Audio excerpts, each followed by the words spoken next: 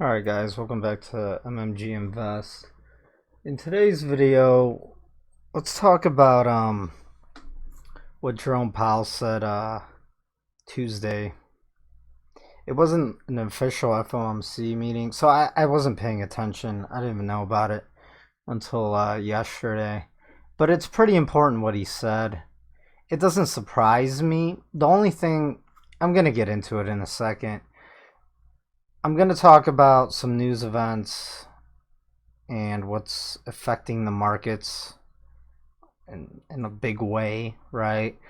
And I'm going to give you guys my opinion and my thoughts. It's not investment advice or anything. I'm just going to tell you guys what I'm thinking.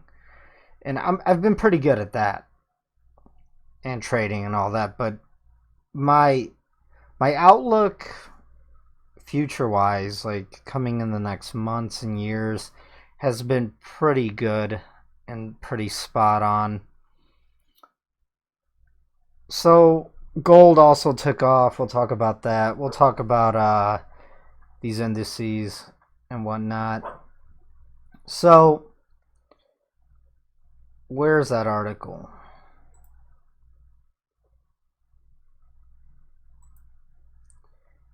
Here's what Jerome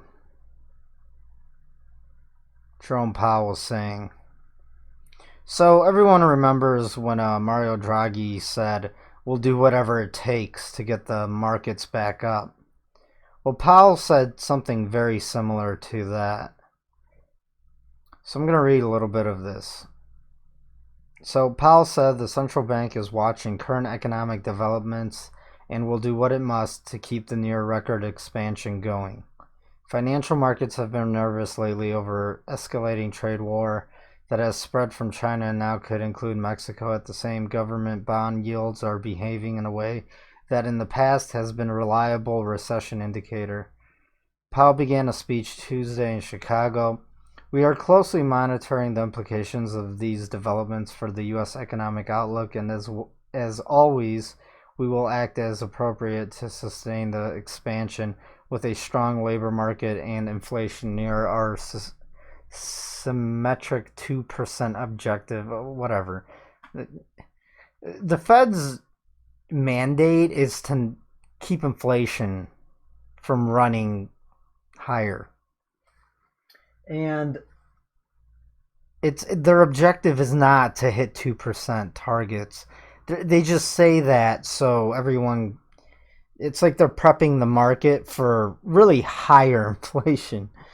Anyways, market are broadly expecting the policymaking Federal Open Market Committee to cut its benchmark rate twice before the end of the year in response to current conditions.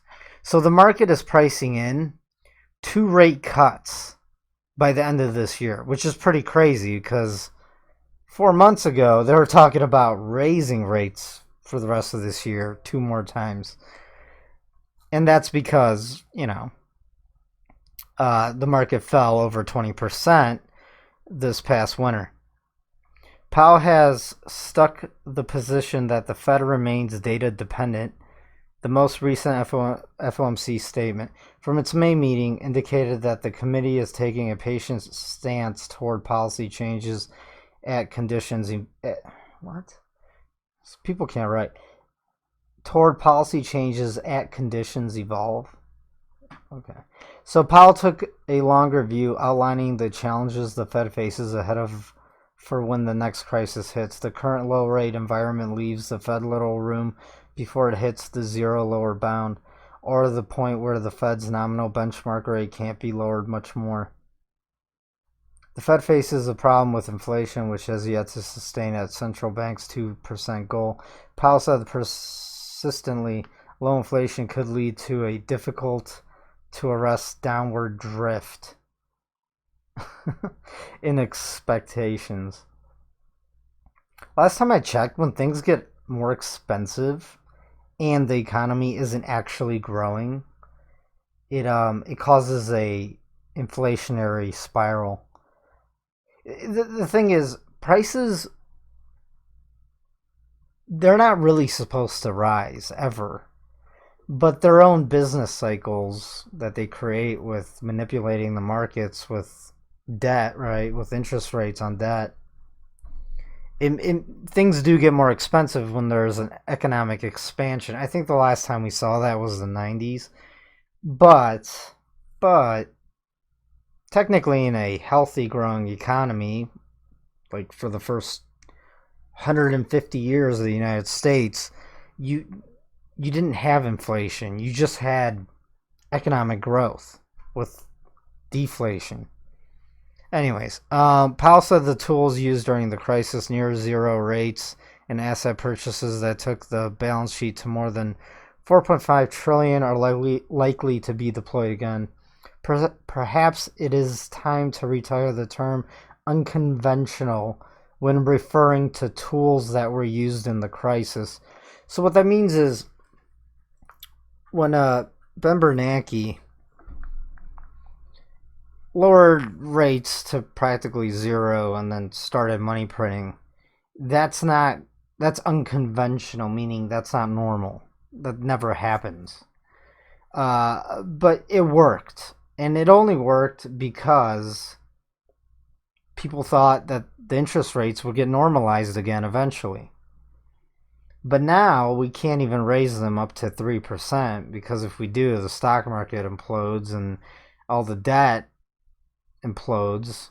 Private sector, public, corporate bonds, pensions, all that.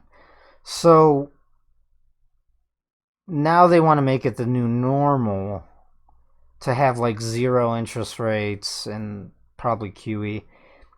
Pretty much what Japan has done. And how has that worked out for Japan? Well, they haven't seen economic growth in like 3 decades, since the early 90s and their housing bubble implosion, right? So I think that's what they think they're going to get away with. And I'll go more in depth. So let me finish this.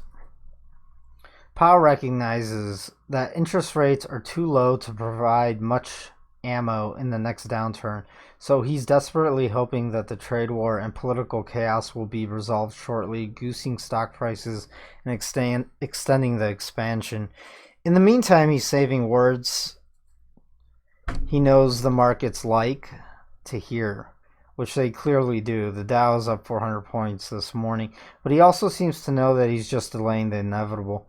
In the next recession, which history says is imminent, and he'll be forced to cut interest rates, the usual 5 or so percentage points, taking the US and the rest of the world deeply into negative territory with consequences neither he nor anyone else can predict. Here's another article that I liked by Ghost Trader. So, looking at this chart,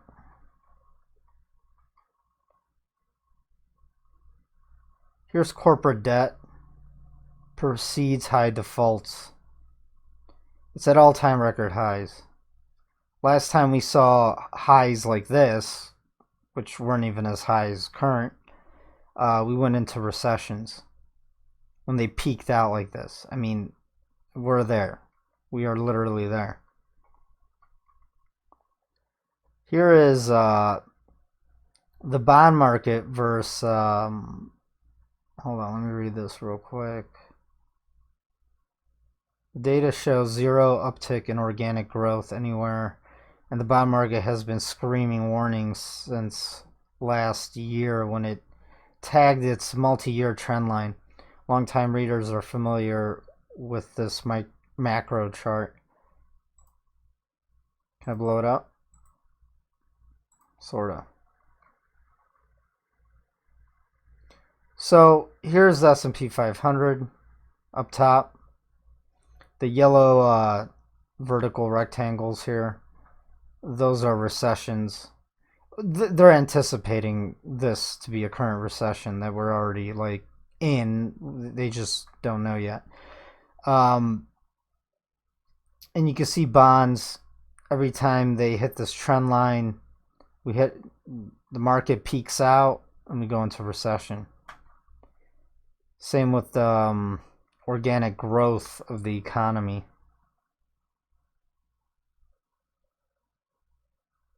I'll post this in the free chat room as well of MMGinvest. You guys could read up on this. I don't want to make this a long video. Listen, it's just everything's screaming it's time for a recession. And I don't know when. I think in a few months we'll have the longest expansion in U.S. history for the stock market and supposedly the economy. And then the trade deficit, it's just getting worse. And U.S. exports to China are just tanking right now.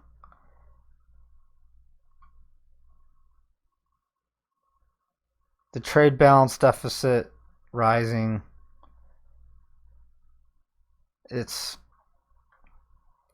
But at the same time, are these assholes gonna be able to juice the market even higher? Because obviously Powell just said he will. And honestly, the question is, will it work? And it makes it really difficult with using technical analysis because you just don't know what they're capable of. And I don't think they know what they're capable of. I think they're just hoping that they're capable of just pumping this market higher. Because they know once it goes, I mean, it's like the end of Western civilization, pretty much. So, and I'm not just saying that. So much debt is out there.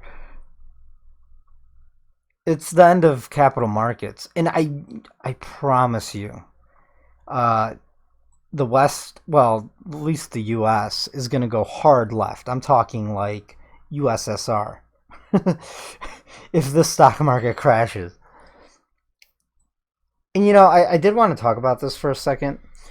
In the chat rooms, I do post like other tubers who cover news and, you know, things that are going on with media. And that's because there's really not too many people. There's maybe a handful. I'd say under 100 real tubers out there who cover the truth and what's really going on in the world, right?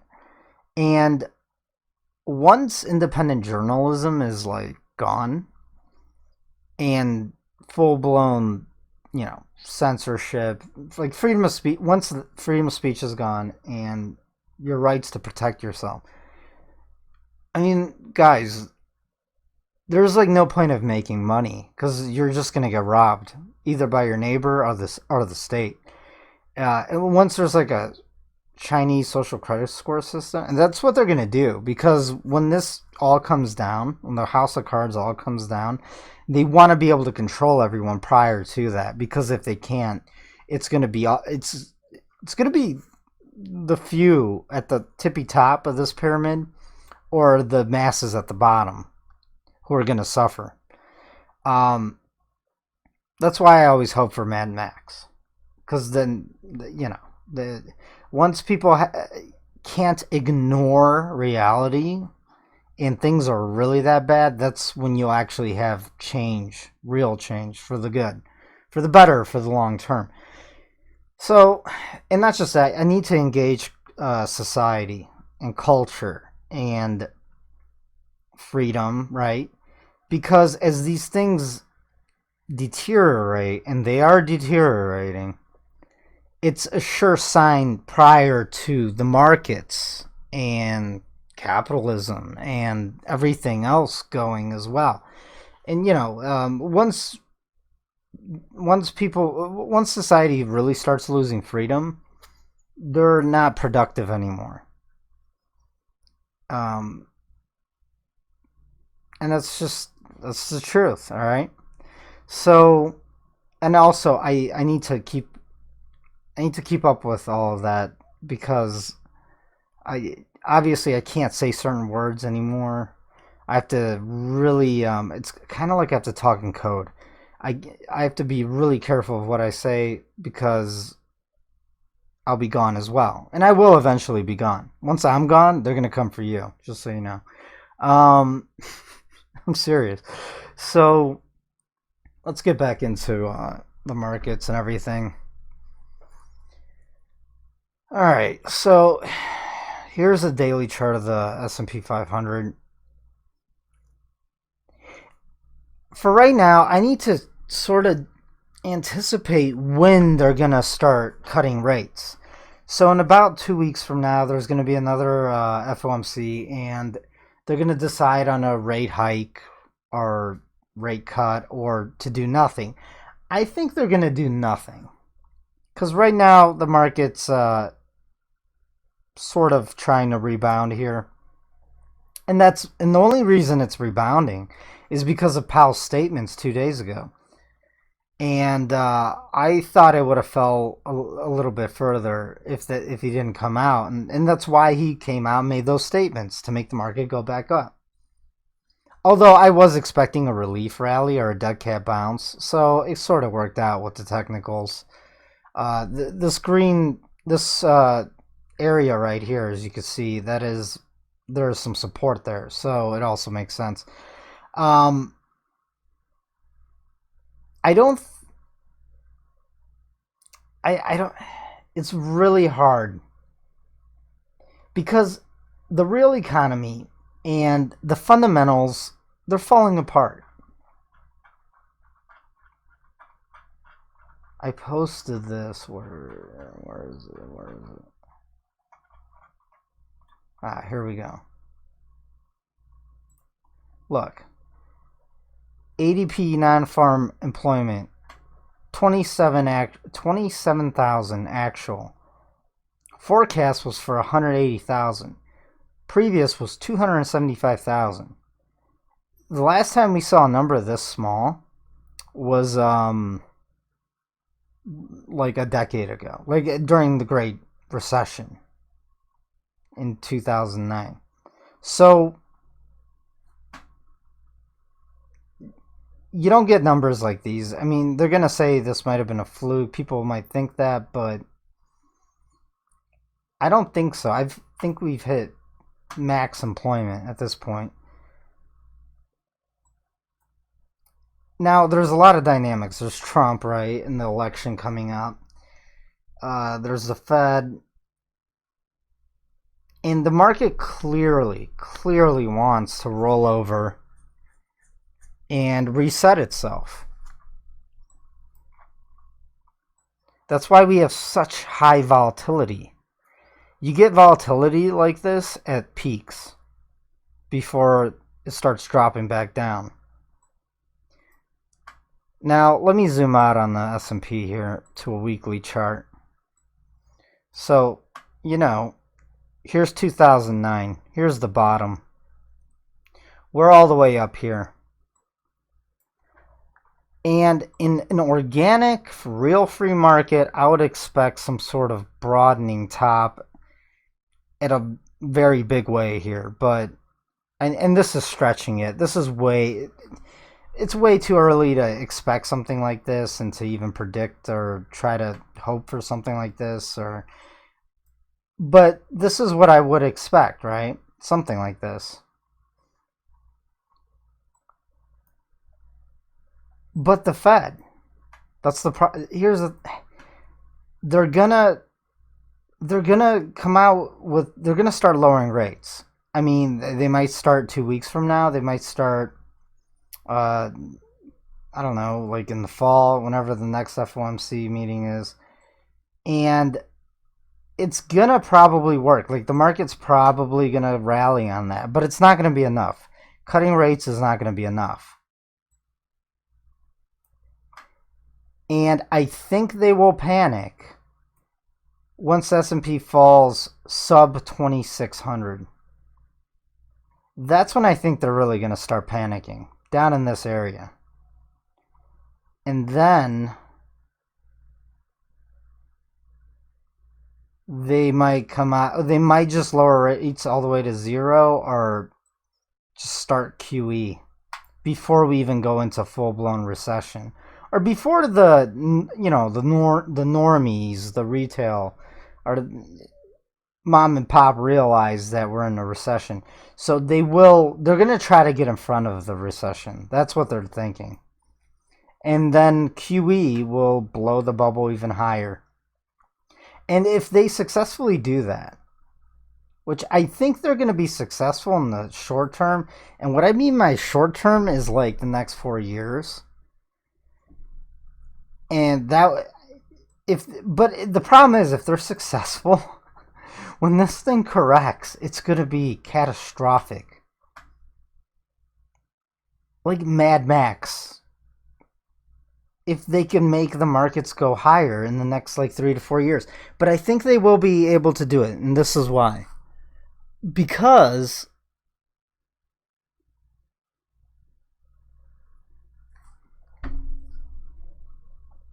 Europe and China, because they're in trouble as well.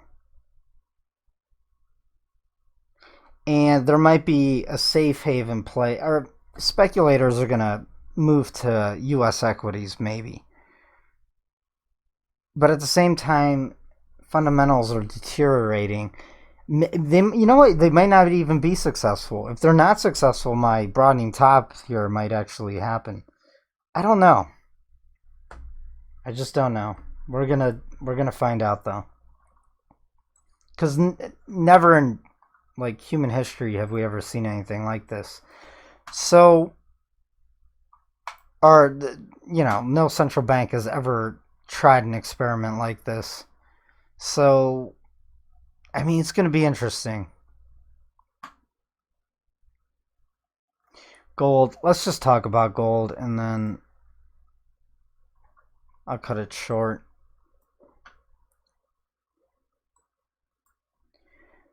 So, it's in a triangle right here on the weekly. And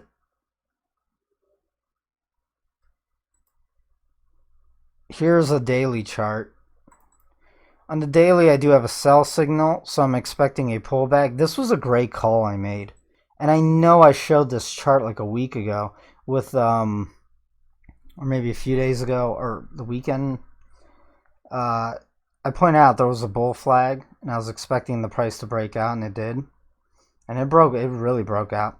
Also, I mean, I've been expecting this, right? I've been saying this for a long time now, almost a year. I think a year. When the 200 weekly moving average crosses above my blue equilibrium line, it's going to shoot the price up. Look at that. Look at that. It shot the price right up. And people are going to say, no, it's the news, it's the Fed. Listen, it's weird. It's like the news follows technical analysis. It happens all the time. Only traders know this. The price does not follow the news. It's the other way around. It's really weird. It's like technical analysis predicts the future. And in a way it does, because it's fractals, and I don't want to get into it, but it just does. Trust me. So I expect a small pullback. Possibly to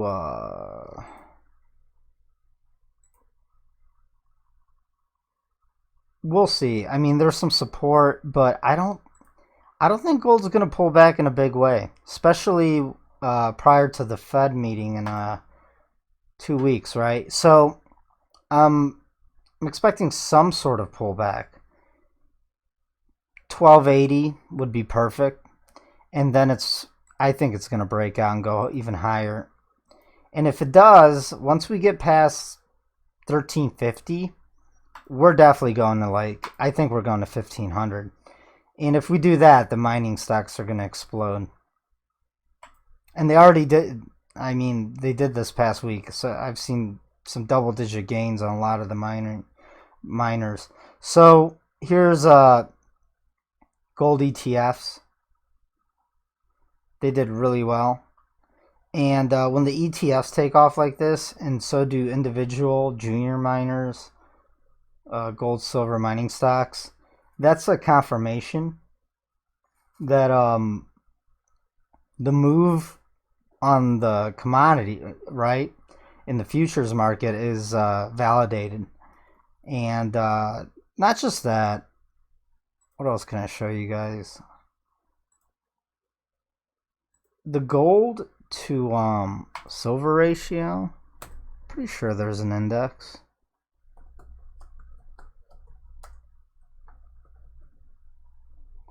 Here we go. Let's take a look. Let me get rid of the, where is it?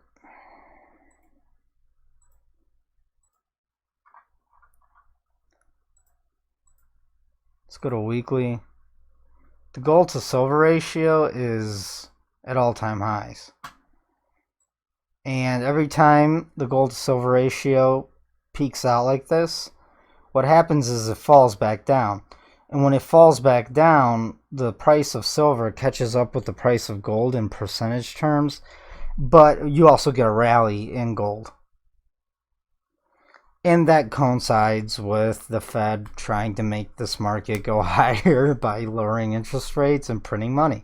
So, and we have an election coming up, so they're definitely going to pump it higher. I mean, you don't have to be a rocket scientist, guys. Also, you have the EU breaking up. China is doing pretty bad. I mean, it's falling apart. Their commercial real estate bubble, their ghost cities, all of it, it's going to crap. Also, China could hit a button and just sell like $1 trillion worth of U.S. bonds, and you're gonna see the dollar crash. There's anything could happen, especially with the trade war and tensions high, and it's a real war, like a real economic war. So I'm just warning you guys. Like, you could wake up like over the weekend, the dollar could drop like 25%, and metals just.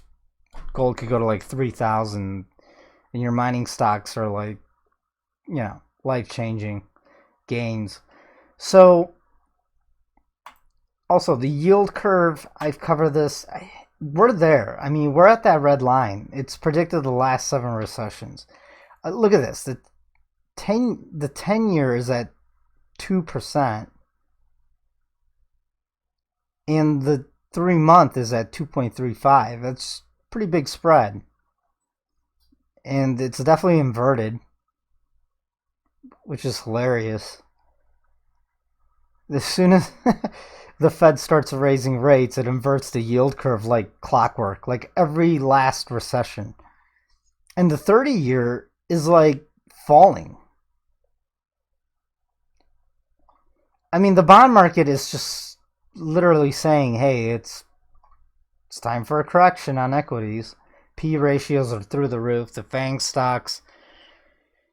Listen, it